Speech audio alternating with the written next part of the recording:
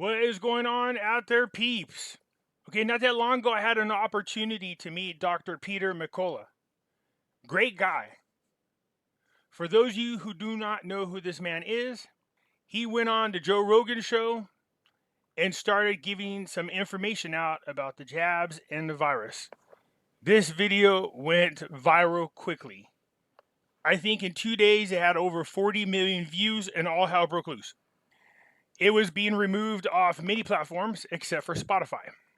Spotify refused to move it, and then Hollywood and entertainment tried to do what they do best, and that is boycott, complain, make threats. They threatened to all remove their entire music library.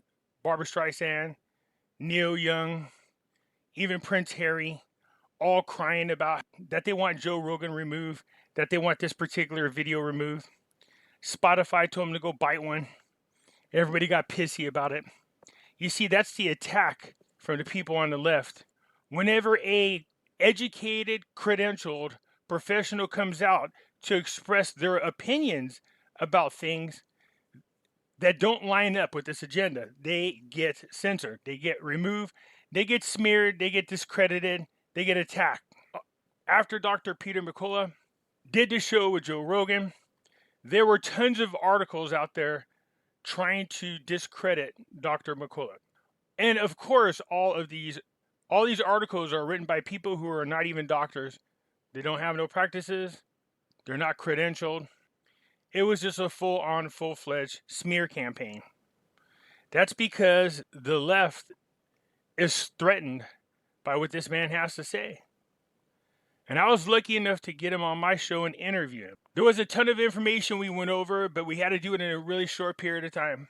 But I really do hope you guys enjoy the interview. So feel free to comment down below what you think. Of course, as you can imagine, some of this had to be censored, but it's still a great interview. Before we get started, do me a favor and smash the thumbs up button on this one. If you're not a subscriber, please do so, because when you do, it helps out the channel, and I surely do appreciate it. Right now is a great time to be buying gold and silver. You need to get out of the system, especially with the central bank digital currency coming around. So if you're going to buy precious metals, go check out our friends over there at Money Metals Exchange. The link is down below in the description. If you are a first-time buyer and you spend more than $100, use promo code Pimpy, P-I-M-P-Y, and you will get a free ½ ounce of silver.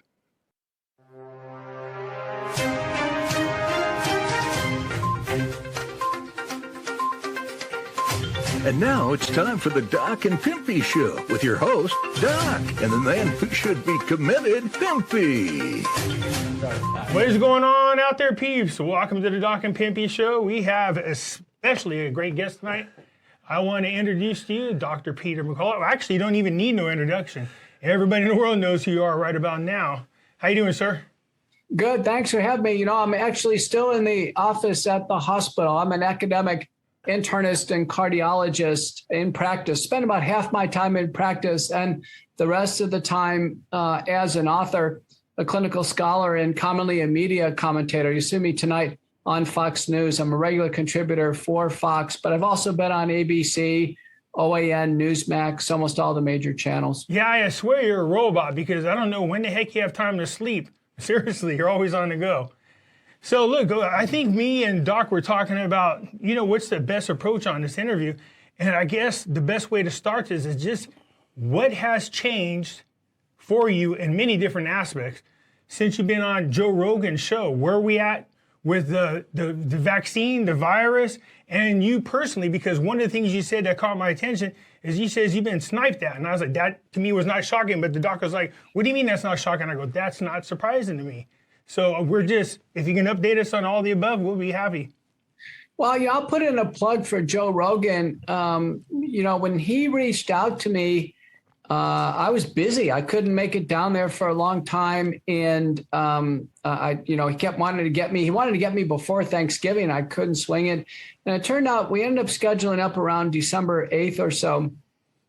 And I submitted slides. I had the evidence, the scientific evidence, and all the points I was going to make. I sent the producer some basically figure files, and I came down with a PowerPoint, which had been the base PowerPoint I've used for scientific meetings. And we went over the data for about 3 hours. There was a transcript produced where the most frequently used term we talked about was, since there have been a lot of research developments, a lot of positive news on McCulloch.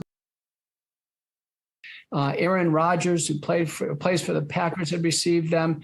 Rogan did, so did former President Trump. And then we covered early treatment and a variety of other topics, but oral drugs, steroids, we went through all the issues. What came out of this was stunning. First off, I had found Rogan to be a very good guy. He asked good questions. He talks a bit slower, and I think people like that, and he listens. Unlike a lot of the media people, you know who I'm talking about, they want to talk over you. He listens. The surprise was this thing went viral. Joe normally gets about 10,000 downloads and views. Average age of the people listening to him is 24. I mean, who listens to a 3-hour interview? I tell you, we did. Several times we listened to it. Yeah, intelligent kids in their 20s do. Clearly, people who are really perceptive in their 30s, 40s, 50s, 60s. So the surprise was it went viral. And by December 27th, we had 40 million views. Yeah. And I think everybody had started to react. Spotify reacted and said, wait a minute, what's this about? We had President Biden, Jen Psaki in the White House, Neil Young, Prince Harry. It just kept going and going. And the initial allegations were Dr. McCulloch spread misinformation. I said, well, I showed up with my slides. I sent them to Rogan's producers. We can send them to Spotify or their doctors. I even tweeted out to Jen Psaki in the White House. I said, I'll be happy to sit down with you and Biden, the Surgeon General. We'll go over all the scientific information. We'll go over all this. It'll take about a day is what I told him. And then, after these interactions, everyone, no, I can't. Dr. McCulloch was fine. I think the problem was Joe Rogan says racial statements 10 years ago and whatever. And so Doc, here's the thing. To me, you're a person who's telling people the truth. I have a different approach about what's going on. Doc has his. I'm more towards what people would call the conspiracy side of it. And that is, I think there's a much bigger agenda. So it was not shocking to me when you went viral that they would try to find a way to discredit you, discredit Joe Rogan, they'll go after Spotify. I was like, this is going to be a full-fledged, full-on attack. Well, let me give you the context. So Pierre Corey, who's a critical care doctor, an inpatient pulmonary critical care doctor, and then Brett Weinstein, who's an evolutionary biologist, they went on with Rogan a couple of months before me. And there was some discussion, and they said, listen, don't take our word for it. Why don't you have Dr. McCulloch on? He's an outpatient doctor, and he's the one who developed McCulloch protocol and these outpatient approaches, which basically what Joe got. Mm-hmm. So Joe says, okay, he brought on McCulloch. Mm-hmm. Then I told him, listen, Joe, don't take my word for it. Why don't you bring on a preclinical scientist who's been working with these vaccines? So he brought on Robert Malone. Dr. Malone, yeah. Right? And so then Malone says, don't take my word for it. Why don't you bring on Majid Nawaz from the UK, who really knows about this global reset and this digital passport and everything. Yep. So we brought on Majid Nawaz. Now, if you ever want to see a Rogan interview and watch Rogan's reactions, watch the Majid Nawaz interview. We know doctors that had died. We know doctors who had their livelihoods taken from them.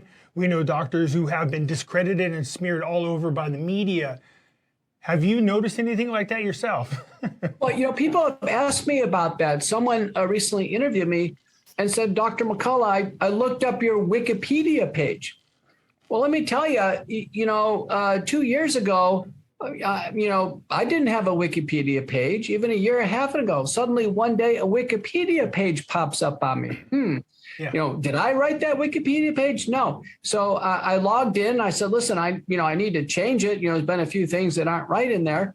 And before you know it, I'm locked out of my own Wikipedia page. And then the question is, who writes the Wikipedia pages? It turns out they're all anonymous. So there's some anonymous user in Illinois. He's named the Alp Man, and he has made over 275 entries on my Wikipedia page. I don't even know who this guy is. And someone else asked me, well, you've been discredited. And you know what? I've thought about this. I've never been discredited by any person with any credential. In fact, most people doing the discrediting are anonymous. We don't even know who they are.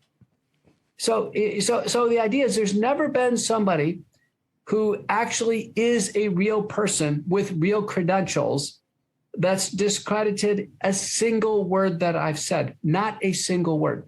Well, you're going to run into that, I think, a lot, not just you, but anybody that dares talk the way you do. And that is letting people know the truth from your opinion. She was in Nashville. She's the one that did the thing with the AIDS virus. Remember? I don't know. She had something to do. Probably Judy Mikovits. There you go. Yeah. And they said that she had nothing to do with it. And the people doing the attacking are somehow magically more credible than the individuals themselves. Well, the fact checkers have been fact checked, and it turns out that none of them have any credibility. Most of them are anonymous. None of them are doctors with good standing, and none of them would be someone like me, who's actually, responsible for patients. And so I think the fact checkers now have pretty much been debunked. It was interesting. Steve Kirsch, who started the COVID Early Treatment Fund and now the Vaccine Injury Treatment Fund, he got called by PolitiFact, a fact-checking organization, and said, we want to talk to you about whatever. So he said, fine. And then on the call, it says, this call may be recorded for quality purposes. Yeah. So Steve just records the call himself. And so they interview him, and he knows what this is about, and he does a good job through the interview. And then he turns around and says, well, listen, I want to let you know I recorded this. I'm going to go ahead and post this on my website. Nice. They go, wait a minute, you can't do that. You can't do that. He goes, yes, I can. You asked me if I said record it. I recorded it. I'm posting on my website. The CEO of PolitiFact called him, says, you can't do that. And Steve says, listen, I know your game. Yep. Your game is to edit this, take things out of context, and try to smear me. He goes, I am posting the whole thing. So Steve exposed a lot. Dan O'Connor and Trial Site News, also they've had exposés on the fact checkers. I've been fact checked on some local Texas matters. One time I was fact checked on my Texas Senate testimony in March of 21. Yeah, we were just talking about that. Yeah, I was fact checked by a French reporter named Rémi Benet in France. So the question is, what does a French reporter care about the Department of Health and Service? So what we've understood is there are stakeholders. There's stakeholders for the mass vaccination program. They are out all over the world doing everything they can to continue to promote. And anybody who's on their target list, they're going to go after. They don't seem to there's no retractions. Nobody's coming back saying that the facts that they found that were wrong, they don't tell us they're wrong. They just continue to. Well, basically what they are is they're false counterclaims. So for instance, what I'll do is when I go on the interviews, as I cite the literature. So I'll say a statement like this, where Seng and colleagues in a paper published in Nature Medicine showed that the efficacy of the was disappointingly low, something like that. And then they'll put out a counterclaim, no, something like that. So they just put out an unsubstantiated counterclaim. So I've learned basically just to cite the literature. So I'm going to show it's just what it is. Today on the listserv that I manage for a lot of scientists worldwide, for the first time, I put out the Walgreens COVID checker. Have you seen this? No. You guys, what is this? You guys have to go to the Walgreens. It's on their website. This is amazing. I'm going to read it off to you right now. This is the test positivity from April 5th to April 11th, 2022. So if you go to walgreens.com/business solutions /COVID-19 index, you'll get this. Listen to this. Those who are not coming into COVID-19 coming in for a test, the rate of positivity, 6.5%. Those who've had one dose, 11%. Two doses, 12.3%. Seems backwards, don't it? Yeah, 3 doses, 16.3%. I mean, you can't make this stuff up. This is Walgreens. Unfortunately, due to the policies that YouTube has, we couldn't play the whole video. as you can imagine, they would just remove the whole channel. So if you like Dr. Peter McCulloch and you want to hear what he says in the interview, and he covers some very important subjects I think everybody should hear, go hear the full 1 hour video over there on Pimpy's News Network. The link will be down below in the description. I look forward to having you come and join me. And let me know what you guys think of the full interview. I'll catch you later. I'm out.